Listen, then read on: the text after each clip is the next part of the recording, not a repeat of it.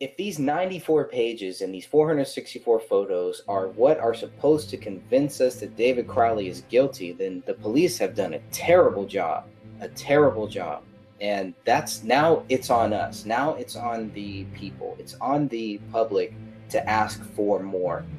And we're going to, and let's see what we actually get.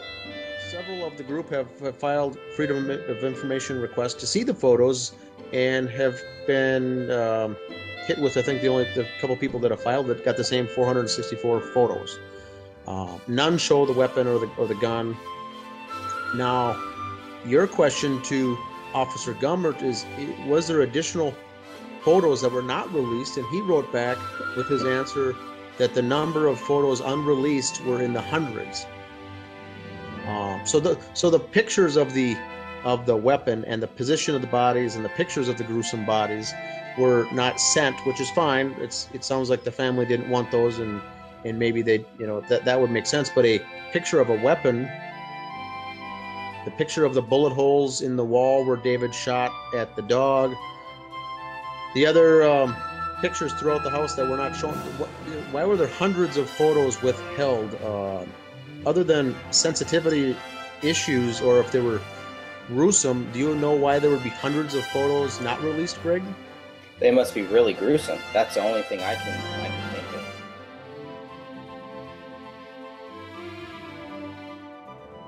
So knowing that there was a dog that could have screwed up this whole crime scene, you still, within hours of walking into this house, you still say that you think that David Crowley's guilty.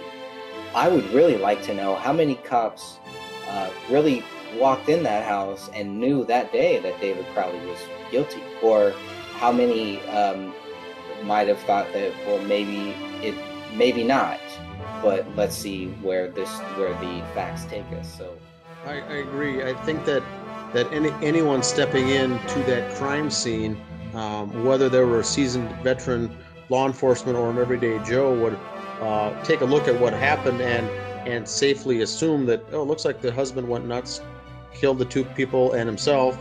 I think anyone can stand to reason that was plausible, that he did this.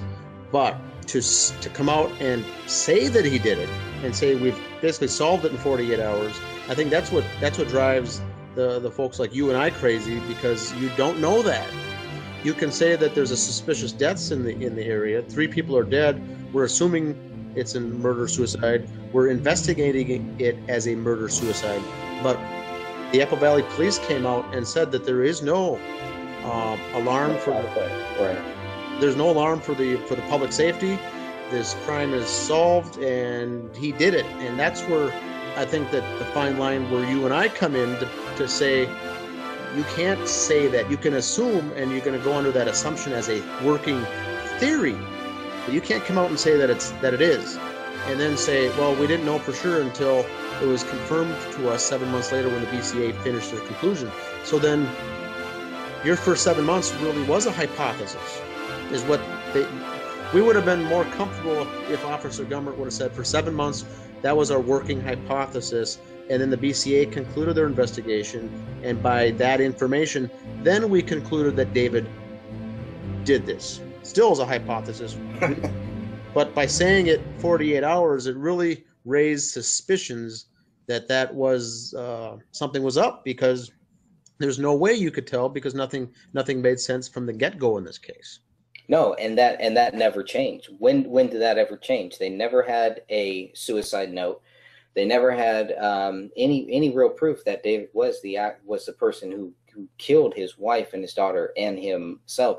So what did they have 7 months later that they didn't have on those first couple days? And it's just like, I don't see anything. I don't see any evidence, and yeah. I'm just baffled by it. I'm really baffled by it. Correct. We've seen nothing that's been sent to us as just citizen investigators. Nothing that shows that. I haven't seen any evidence at all that David did this. Now, I'm not assuming what happened or what didn't happen, but the point of the fact of the matter is, there's been no evidence to prove that he did it. Now, we know that's a reasonable hypothesis, and that law enforcement did make that hypothesis and were using that as their working theory, which is fine to say, I think. But whatever came back from the BCA to Apple Valley Police Department to say that he did it, what is that? That's the question. What made it a slam dunk at that point? We haven't seen it. Apple Valley Police, when they did their final conclusion of the case closing, did not come out and say it's reasons X, Y, and Z that we just found out last week, and now it's the case closed. They just said that everything's done and it's all wrapped up in a nice little bow. So the question that we have is not as what I would call conspiracy theorists. We're not out here questioning what we're questioning what happened because we haven't been given any information as to what did happen. Right, and I really didn't like some of the things that Gummert said in those 21 questions. And one of the biggest things that really it just always gets under my skin. I try not to let anything get under my skin, but this one always does. Whenever they say, that because we're questioning it, that we think that our government killed David Crowley and his family. Okay, people can think that and we can theorize that, but I'm not saying that. I'm not saying, that's any less possible than David Crowley killing himself, but I'm also not going to say that I think right now that the government killed him.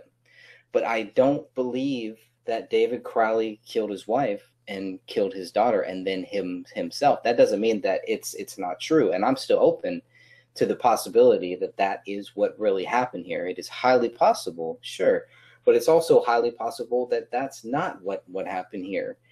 And so it's just like, okay, let's look at where this case has really taken us. And for me, it's just come back full circle. We're right back to day one. What new information after 1 year? What do we really have? All right, welcome, Ross. It's Greg and I. There's three of us here so far. We're doing a public broadcast here, going over the latest in the case. And one of the questions we had, Ross, was I don't know if you heard this or not with the 21 answers from Officer Gummert, is that he did say in his final paragraph, he wrapped up by saying, I know people aren't going to like this, but David Crowley and his family were not killed by the government or agents of the government. Now, why would he say that? I've never said that. Greg's never said that.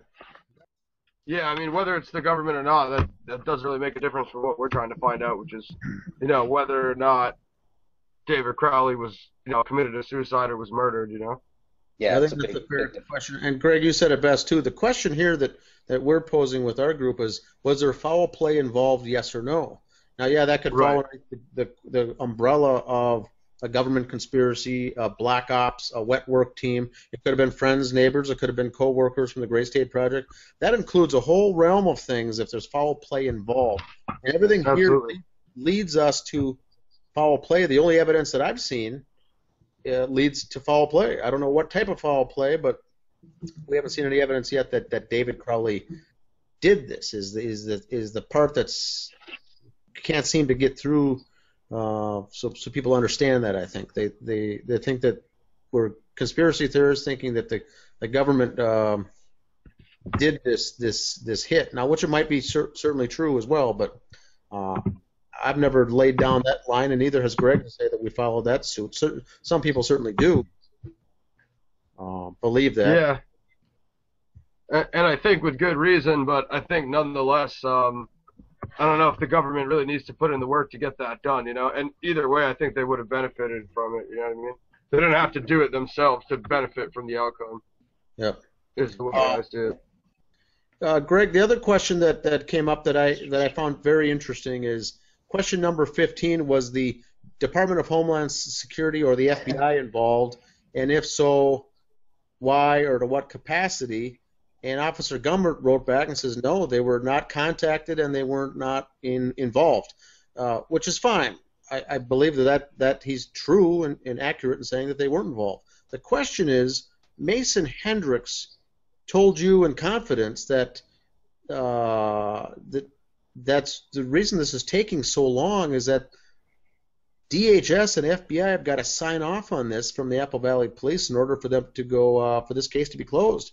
Now, why on earth would he say something like that That's nothing that could have been just taken out of context. I don't want to say it's an outright lie, but No, right, there's no because truth to that whatsoever. So well, someone that also, well, that could have been what he was told too. So well, maybe he was told, and maybe that wasn't true. I don't know. Maybe he was not telling me what the actual truth was too. But he's not the only one who has mentioned DHS and the FBI. Sean Wright also mentioned them too.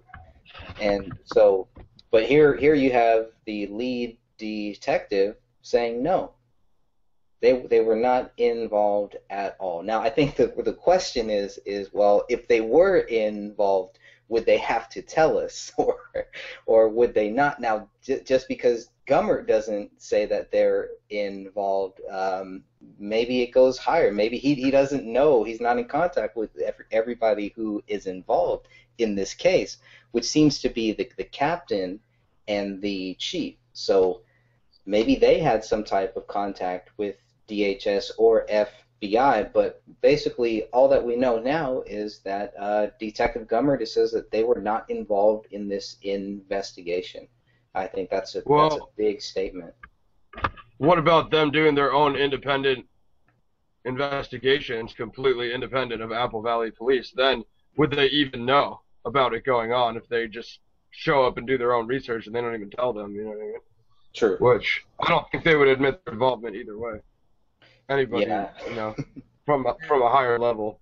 And Gummert said too. He basically said that they were not contacted and they were not involved. True. Could have qualified that by saying, to my knowledge, they were not. Ross, you had a good point that if they were and he wasn't aware of that, he wouldn't be necessarily lying about it either. Maybe right, exactly. But the fact he that just wouldn't know, like Dan Craig said. Now Mason specifically said that was the reason the whole thing was held up. So if he's not lying, which I'm not saying that he is, he told you what he was told. The question was, or the question is, I think to this day is, if someone told him that's the thing holding it up, who told him then? Where does stuff like this get introduced? If it's fact, when does it starting to get fizzled out? And if it's not fact, who introduces these types of concepts as rumors? And that's more my beef. Not to point out who's lying, but how does this stuff come in? This is clear misinformation and disinformation if it's not in fact true. It's got to originate somewhere. Right. Yeah, definitely.